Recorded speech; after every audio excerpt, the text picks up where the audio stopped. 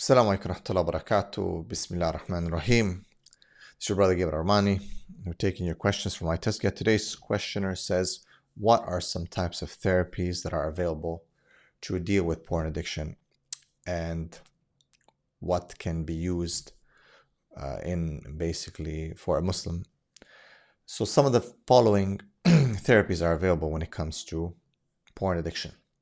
Sometimes it can be a combination of two. Doesn't have to be only one, but basically we'll also tell you what we do kind of here at my Tazkiyah. But obviously individual and couples therapy, that's something that can happen working with a therapist to develop coping strategies, understand the underlying issues that can contribute to the addiction. Maybe it's trauma, maybe it's past issues, past relationships, past exposures. So depending if it's affecting a marriage, a family can be counseled together, couples therapy, and you can develop strategies on how to do it, how to improve intimacy. Actually, we have, subhanAllah, in some cases where sisters are the accountability partner of the husband. And because the sisters, mashallah, are mature and they understand the situation, they don't judge the man, they kind of help them and support them. Individual therapy, of course, would apply for most of you because probably most of you are not married. So you kind of work with the counselor to look at the underlying issues. Because again, as we spoke before, pornography is a coping mechanism. It's escapism. Even though it's linked to your fitra and the need for intimacy. As we said, usually when we're stressed, when we have problems, we tend to escape by being in the comfort of a loved one, i.e. husband, wife. Because we don't have that, pornography is basically the next thing.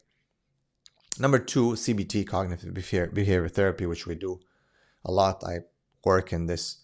This is very important because it helps the individual understand and change their unhealthy habits and thoughts and behaviors, rewiring the brain, re-understanding the attitudes and the negative effects that pornography has on a person. So just realigning the brain on the correct pathway and re-ascribing or addressing the underlying mindset that was associated to pornography. So for example, someone might be like, well, I get turned on and this is my only way of ejaculating. This is my only way of reducing stress. Right? This is a negative and incorrect assumption and incorrect mindset. So a cognitive behavior therapy would work to reestablish a better understanding of how that can be solved.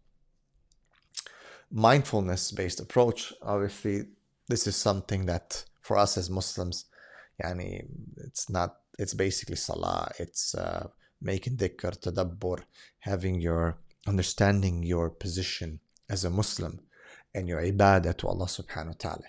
So it's not mindfulness as per se, but it's more like specific focus, khushu, salah, ibadah, dua, involvement in da'wah, your position as a Muslim in this world, your contribution, having a purpose in this life and understanding this purpose.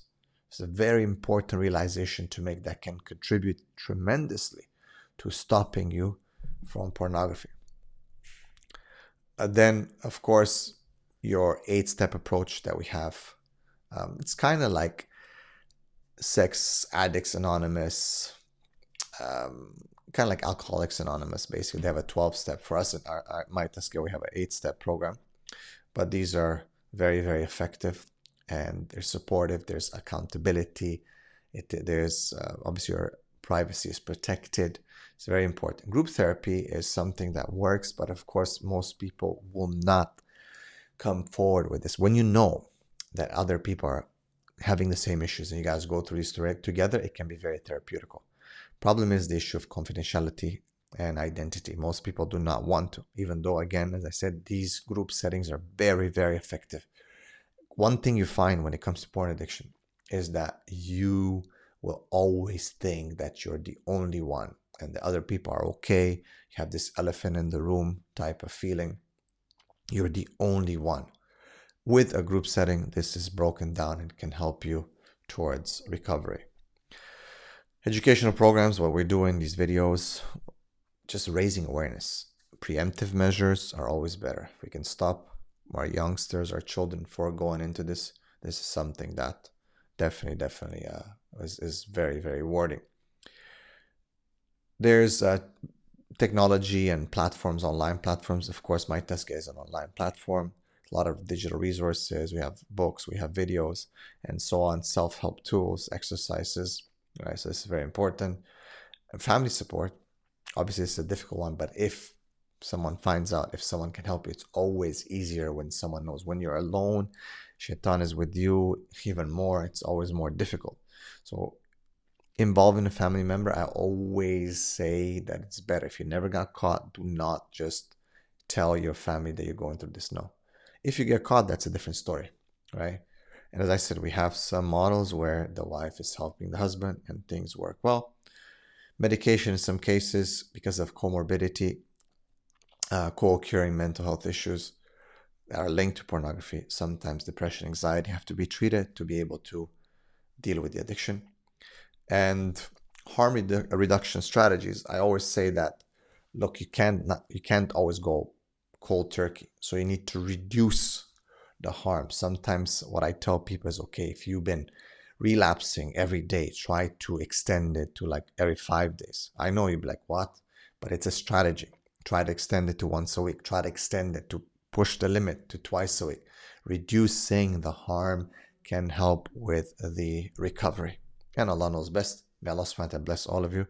Please support our work. Barakallahu feekum. Assalamu alaikum wa rahmatullahi wa barakatuh.